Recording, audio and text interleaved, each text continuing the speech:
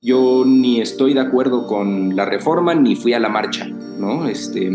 Y yo no fui a la marcha porque no estoy de acuerdo con esa idea de el INE no se toca. Todo organismo es perfectible. Creo que muchos no han negado eso, aunque hay algunos que han dicho que el INE está perfecto tal cual como está, que yo no lo creo. Yo creo que el INE tiene muchas áreas de mejoría. Periodistas de oposición, políticos, funcionarios, exfuncionarios e incluso expresidentes convocando a una marcha. Entonces, la ciudadanía no tocó, no fue la protagonista de esta marcha.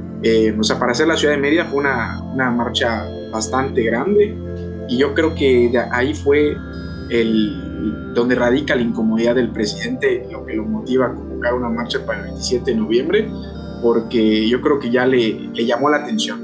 Mira, yo respeto al presidente, como sabes, no porque sea presidente y este gran símbolo, sino porque votaron por él 30 millones de personas, ¿no? Y es el deseo político de 30 millones de personas. Pero sí creo que un error garrafal que ha hecho eh, es llenar su círculo de cercanos de políticos lobos, ¿no? Y estos Tiburones, claro.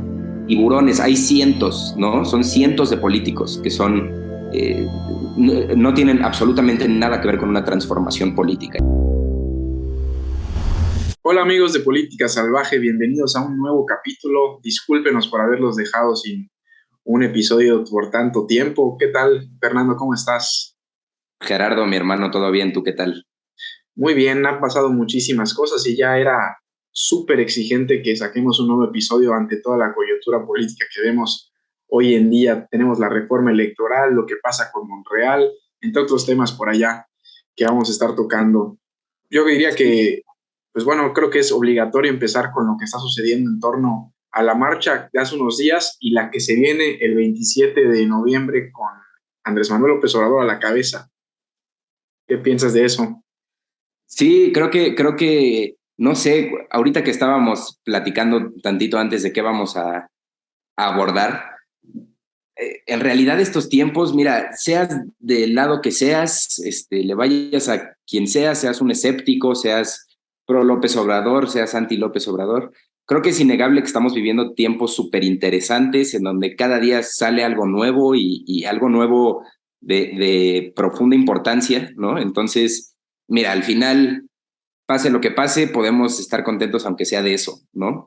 Y bueno, creo que tienes razón, ¿no? Hay que entrar primero al asunto de la marcha y de la eh, posible reforma electoral, que ya no se ve tan posible, ¿no? Ha cambiado un poco el discurso en tanto a la reforma electoral y también la supuesta contramarcha, ¿no? Del presidente. Mira, a mí me gustaría primero que nada, Gerardo, decir que yo ni estoy de acuerdo con la reforma ni fui a la marcha, ¿no?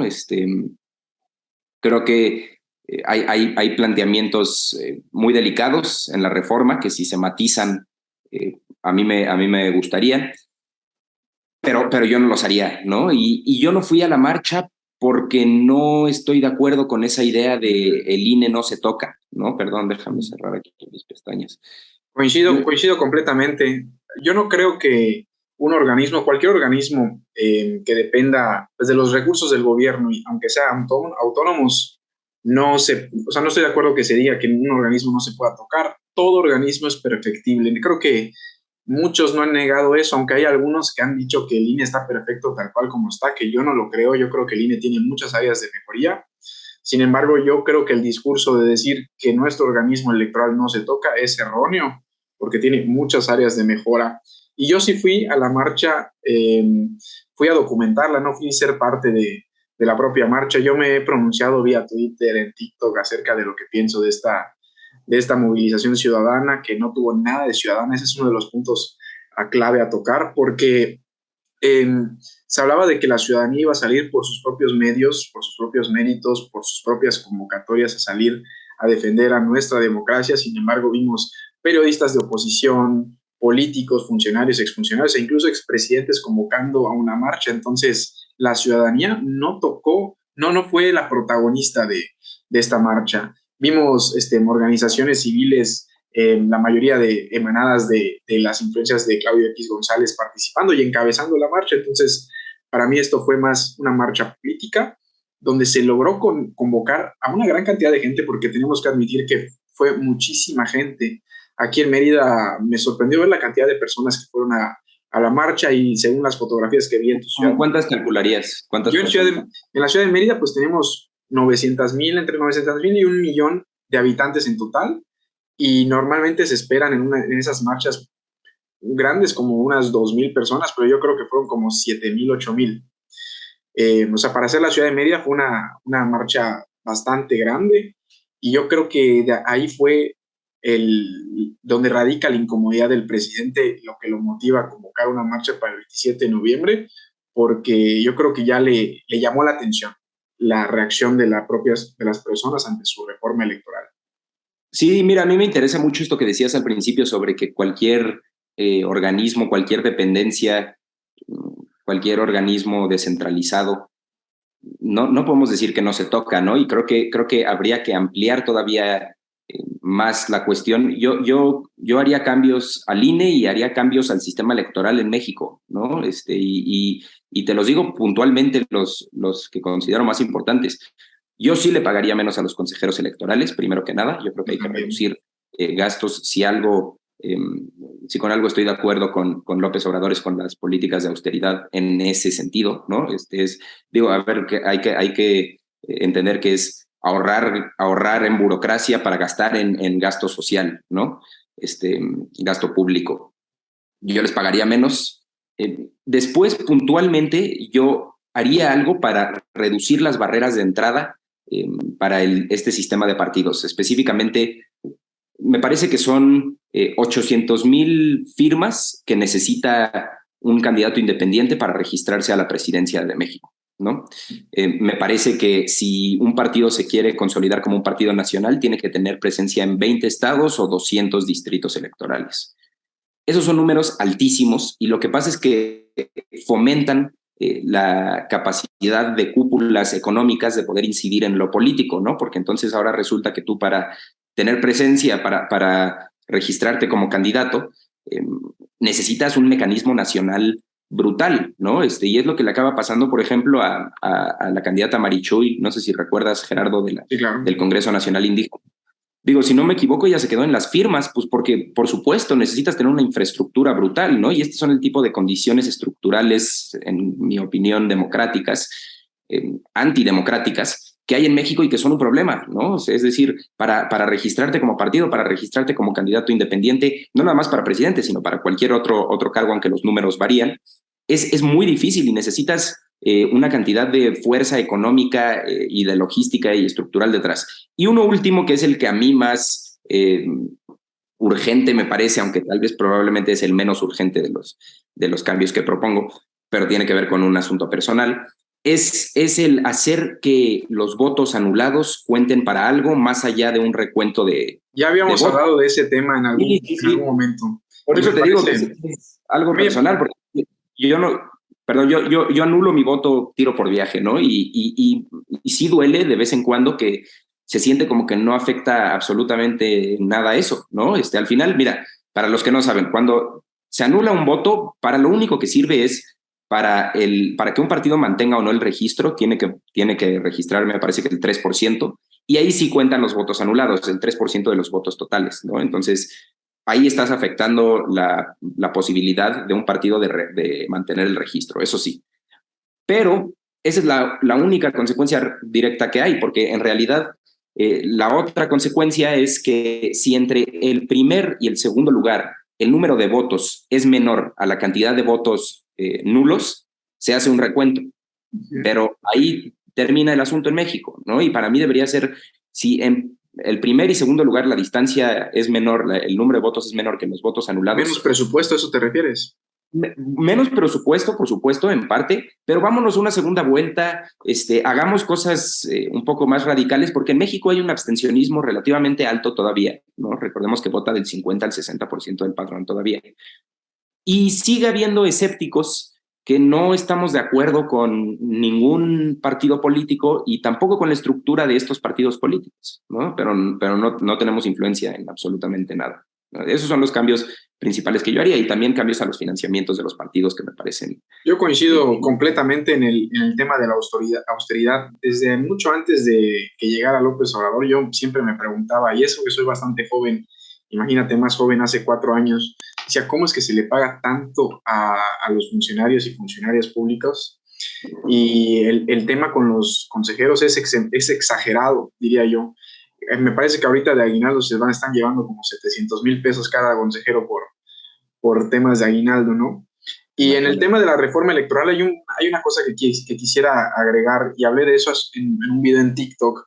No, yo siento que el presidente López Obrador, como siempre, tiene un discurso muy fácil de vender ante el público, en el sentido de que le vas a decir a las personas, oye, vamos a tener menos políticos, se les va a pagar menos a los políticos, tú vas a escoger a los consejeros sin que ellos puedan entender pues la importancia relativa que tienen, por ejemplo, los plurinominales, que no estoy del todo de desacuerdo que se reduzcan, pero el método por el que se quiere hacer la transición del sistema actual por el que se escogen los plurinominales al como se van a escoger los 300 que quiere poner el presidente, pues prácticamente pues se habla pues que todos van a ser de alguna manera plurinominal. Corrígeme si me equivoco.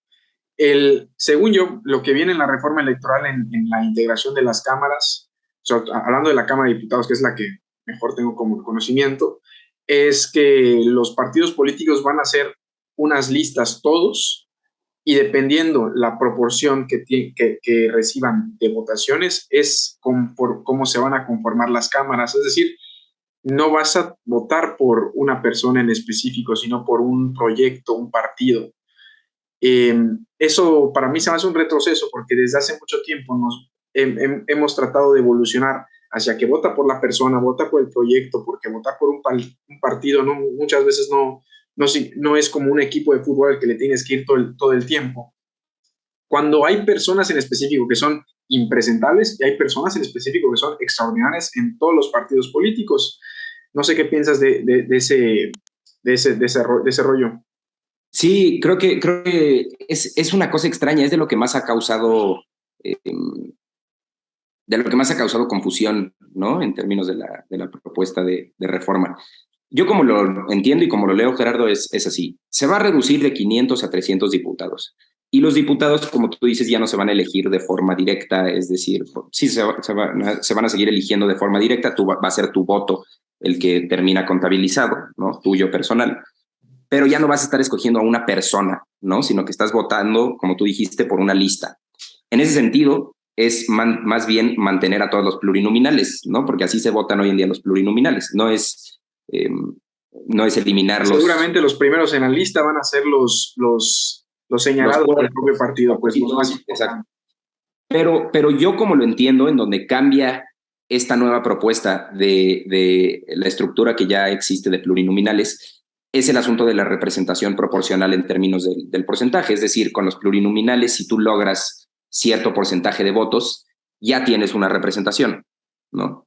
En este otro sistema no necesariamente sería así, ¿no? Es decir, el PT, el PRD, el PES, el Verde, sí la estarían rascando, no sería de, ya llegué a 200,000 votos para diputado, entonces ya tengo asegurado un diputado, no, más bien sería conforme a la votación total, ¿no? Yo así lo entiendo.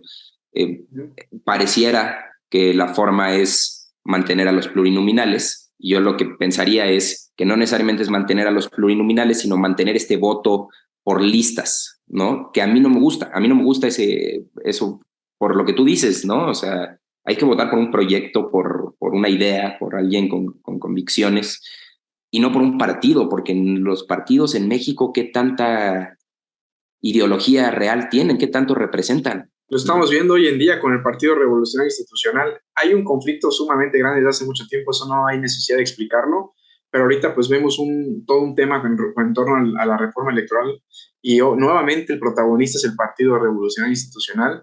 Más bien, el partido de Alito es el protagonista en este momento, porque no se sabe, yo no veo claro cuál va a ser la postura del PRI ante esta postura, sobre todo en la Cámara de Diputados, porque en el Senado pues vemos un poco más difícil, porque ahí está todo el bloque la mayoría del bloque que se opone al régimen de Alito dentro del PRI, y en la Cámara de Diputados pues se encuentra pues todo el bloque de allegados a Alejandro Moreno.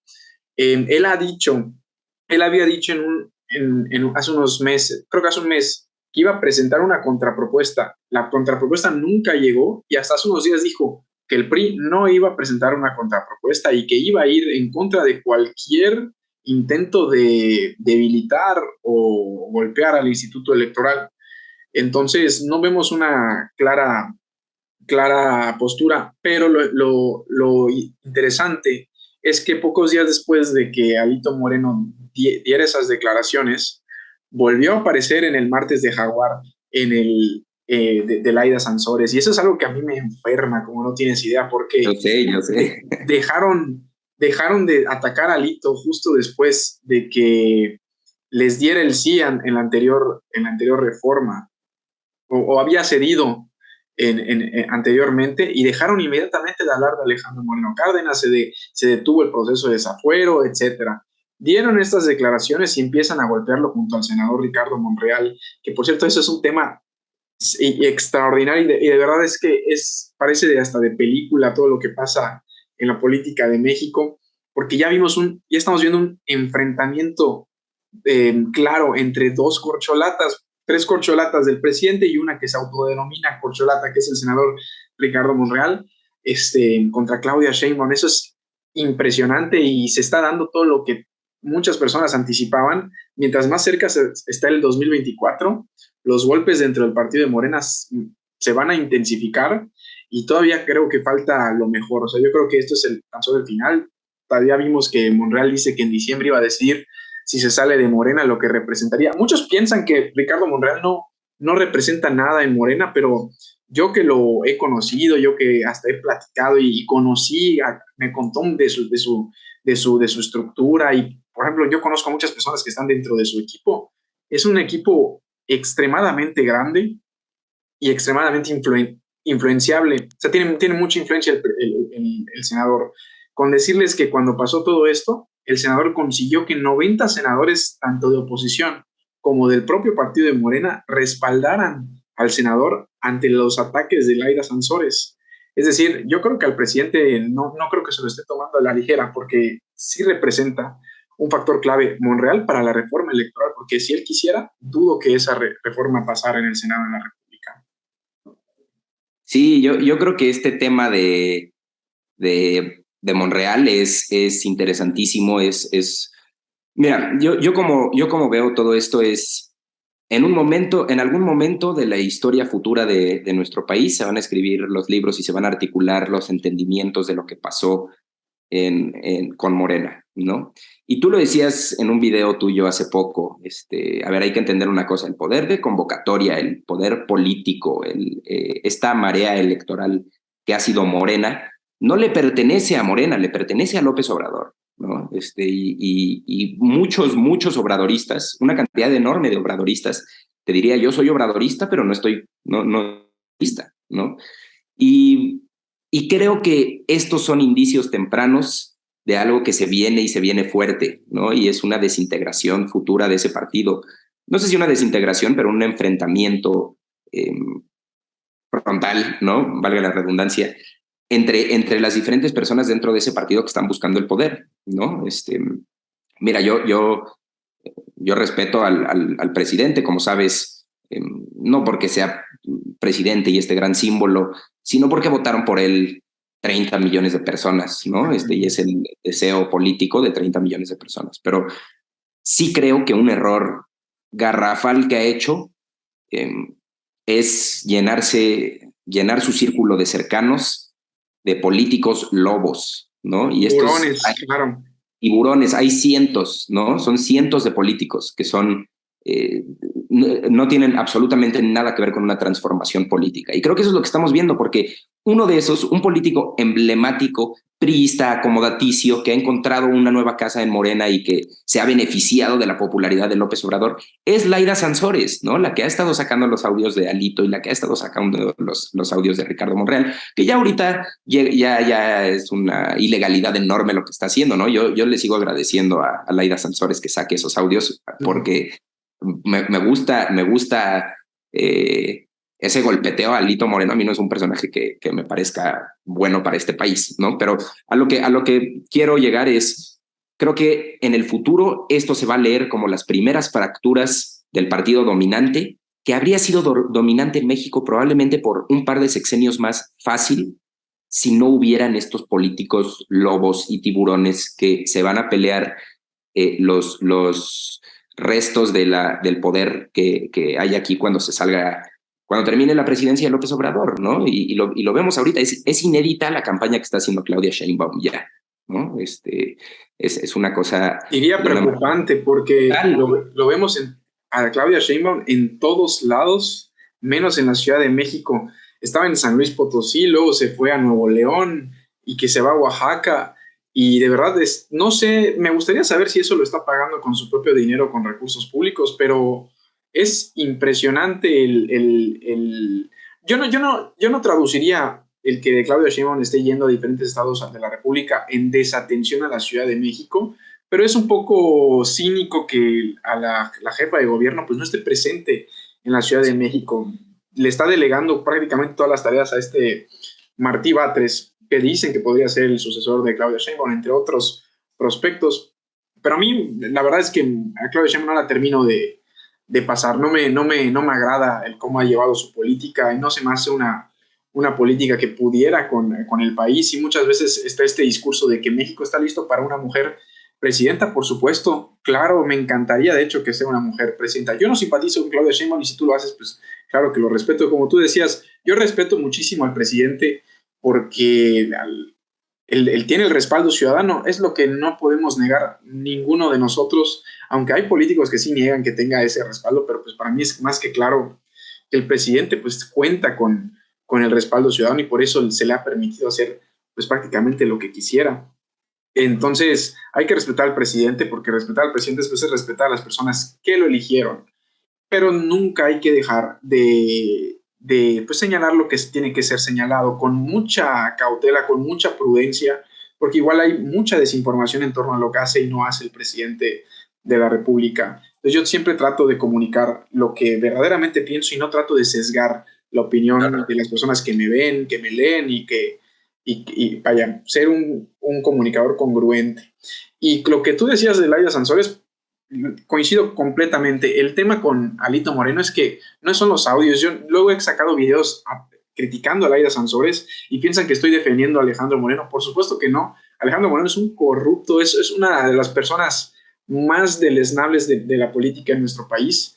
Sin embargo, no podemos permitir, y bien lo decía el senador Ricardo Monreal, que se opte por las ilegalidades para atender una carrera política, para tumbarlo. Para eso existen pues todo el aparato del Estado, que aparte lo tiene el partido al que pertenece Laida Sansores. Si quisieran proceder, si quisieran meter a la cárcel al corrupto que es Alejandro Moreno Cárdenas, ya lo hubieran hecho, ya estaba en proceso pero no pueden porque a Alejandro le sirve al régimen actual para poder pasar sus reformas como le sirvió en la anterior, como lo doblaron en anteriores ocasiones. Ahora falta ver si lo van a poder doblar ante la reforma electoral. Entonces, vemos otra vez este monstruo de la política mexicana que se llama justicia selectiva, porque no ejercen la justicia contra este funcionario porque precisamente le sirve. Y si no le sirviera, este personaje ya estaría en la cárcel.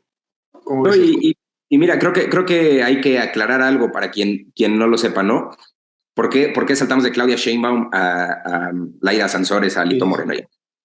Claudia Sheinbaum está con una campaña abierta a la presidencia ya, ¿no? Y ha logrado hacerse del apoyo de un sinfín de morenistas.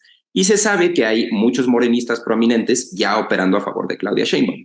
Una de ellas es Laida Sansores, gobernadora de Campeche, que ha sacado estos audios, ¿no? Otro es el hermano del presidente López Obrador, ¿no? Ha sido muy pro Claudia Sheinbaum.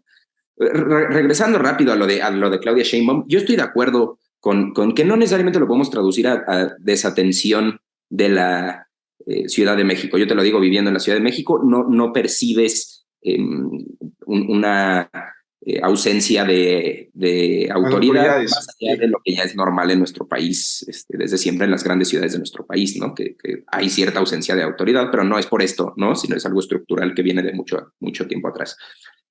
Pero con lo que yo sí tengo un problema con esta campaña, a ver, Marcelo Ebrard también está haciendo campaña, Dan Augusto López también está haciendo campaña, pero ya es una campaña, la de Sheinbaum, declarada y abierta y enormemente evidente, ¿no? Y yo el problema que tengo con eso es que lo que te permite pensar eso es que Claudia Sheinbaum quiere ser presidenta, ¿no? A todos les puede sonar como lo más normal del mundo, lo más obvio, ¿no? Eso es lo que está pasando. Claudia Sheinbaum se muere de ganas de ser presidenta. Claro. Y yo estoy profundamente en desacuerdo con ese instinto humano de querer ser presidente. Yo no creo que hoy es mi sueño ser presidente de México. No importa si es tu sueño. A ver, ¿a quién necesita México? No si tú necesitas el poder en el país, ¿no? Más bien es a quién necesita el país. Y yo creo que el bien y el mal estamos más allá de eso en nuestras vidas privadas, ¿no? No soy moralista en términos sociales, pero sí creo que hay un bien y mal en la política y sí creo que hay moral en la política y creo que es muy peligroso que le demos la posibilidad de ser presidente a quien quiere, a quien tiene ganas, ¿no? Esto no se trata de estas personas, no se trata de sus aspiraciones personales, no importa si Claudia de niña soñó con ser presidente o Adán Augusto o Marcelo, es de a quién necesita el país, a quién quiere el país, ¿no? Entonces, yo cada vez que escucho a Ildefonso Guajardo o a uno de estos priistas también que han estado ya vocales con eso, ellos igual, decir, oye, es que mira, sería un cierre perfecto para mi carrera ser presidente de la República, ¿no? Dices, oye, ¿y a este país qué le importa tu carrera política? Lo que necesitamos es al político correcto, no al que se muera de ganas del poder, ¿no? Y creo que eso es lo que a mí me molesta de estas campañas anticipadas, que ya están haciendo todos, que no nada más son los Claro. morenistas y Claudia Sheinbaum. Tu propio gobernador anda viento en popa también ya tratando de Y, posicionarse. Vi y las ahí, dos.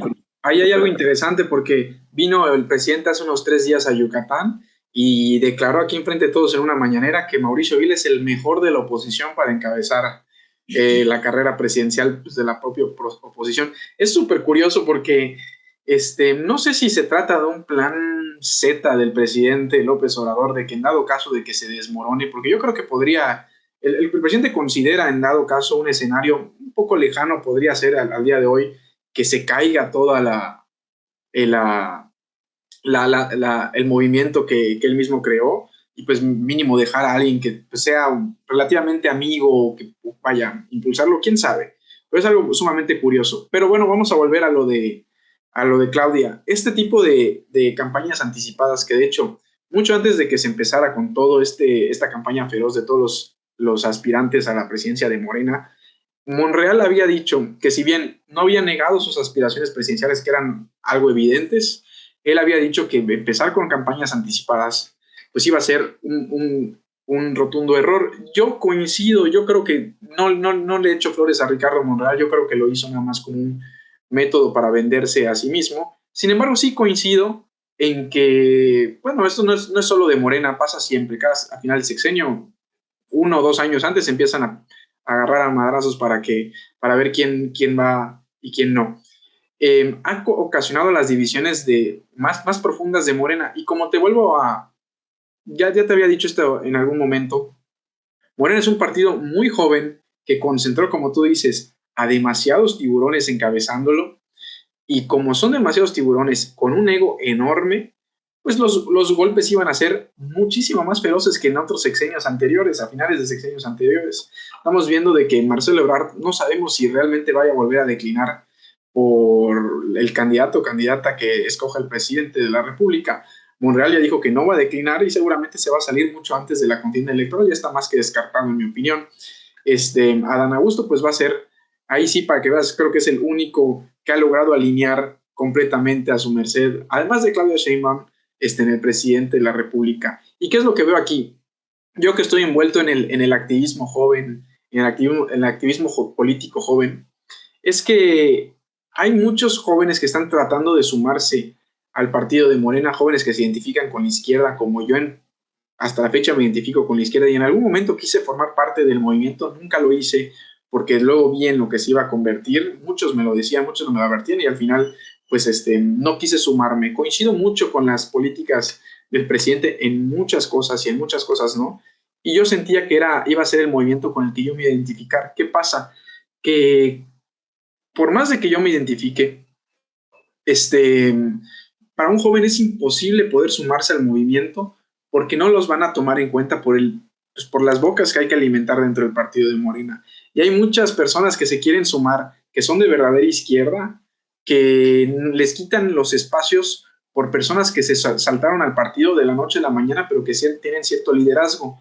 Por ejemplo, la senadora Verónica Camino era una priista condecorada de Yucatán. Hoy es una de las secretarias técnicas de la mesa directiva del Senado de la República. Está metiendo a todo lo que queda del priismo en Morena y les está quitando los espacios a las bases verdaderamente que se identifican con la izquierda. Entonces es un partido que yo creo que ya está muy intoxicado y que pues vaya, está cerca de una implotación.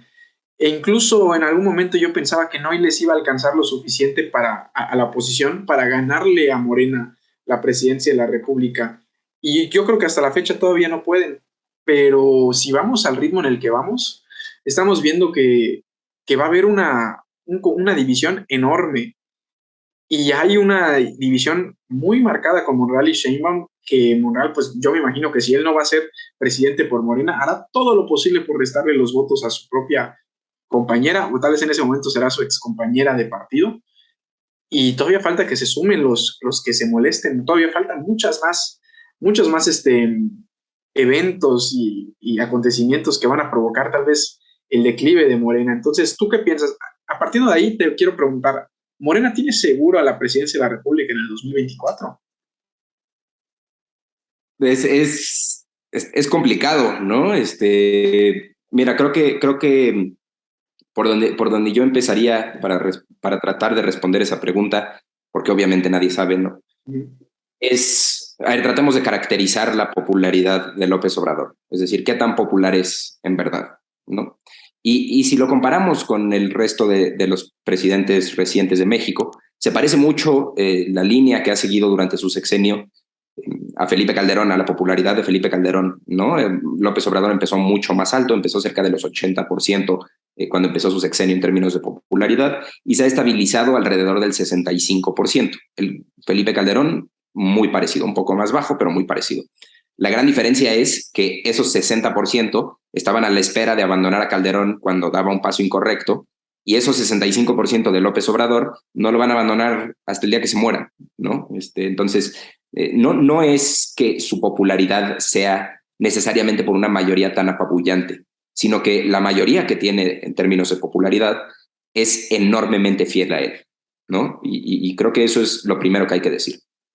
En ese sentido, si lo piensas, Morena puede dividirse, quemarse, anularse, volverse otro partido, lo que tú quieras, y casi el candidato que la ciudadanía entienda como la continuidad de López Obrador probablemente va a lograr una enorme cantidad de votos para 2024, ¿no? Yo creo que si Morena logra articular a un candidato que se entiende en la conciencia colectiva como el sucesor de López Obrador, es decir, la persona a la que López Obrador apadrina para que sea el siguiente presidente, creo que es muy difícil arrebatárselos, ¿no? Obviamente tiene que ver principalmente con quién postule la oposición, ¿no? Creo que la batalla de la oposición, la falsa oposición que hemos visto tú y yo que estamos incesantemente en estos temas, Gerardo, que si algo han sido la peor oposición de la historia, ¿no? La oposición menos constructiva y mira, sería muy fácil oponerse a López Obrador y ellos no han podido en lo absoluto, no han hecho absolutamente nada. Esa oposición tiene que postular a alguien obviamente cuerdo, alguien sano, alguien fuera de sus filas partidarias a esa elección. Pero para mí que se tiene que concentrar en las gubernaturas que se van a disputar y principalmente en la Cámara de Senadores y en la de Diputados, ¿no? Porque lo que hemos visto, lo que siempre hablamos cuando uno de los primeros principios del Estado moderno, ¿no? y de la política actual, el balance de los poderes, ¿no? Eso sí es clave y eso sí es una forma de ayudar a construir y también de ser una oposición buena, real. Y tal vez sí es casi imposible arrebatarle ahorita a Morena en 2024 la presidencia de la República. No sé tú qué piensas. Es una cosa que hace 6 meses habríamos los dos dicho, más bien, hace 6 meses los dos dijimos, no hay forma de que Morena pierda esta, ¿no? Y Yo creo ahora, que es muy, muy sumamente difícil ganar a la presidencia de la República.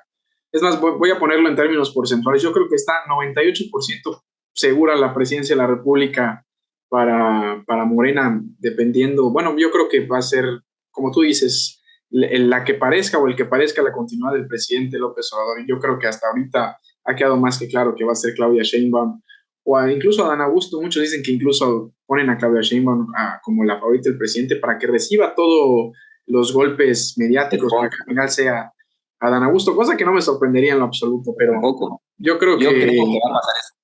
yo creo que es algo sumamente peligroso.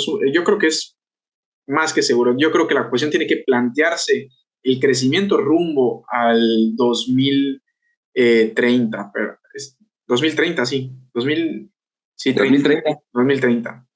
Oye, Gerardo, y cuéntame de la visita de Adán Augusto al Congreso Yucateco.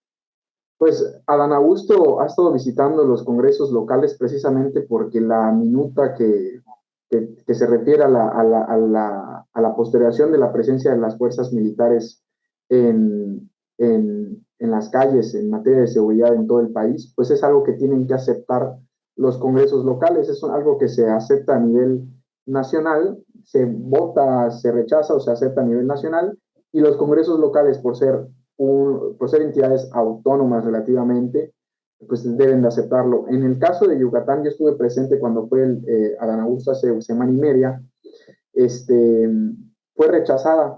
De hecho, fue rechazada el día de antier, el miércoles fue la sesión, después de una semana desde que el secretario vino a exponer la necesidad de que las Fuerzas Armadas permanezcan en las calles.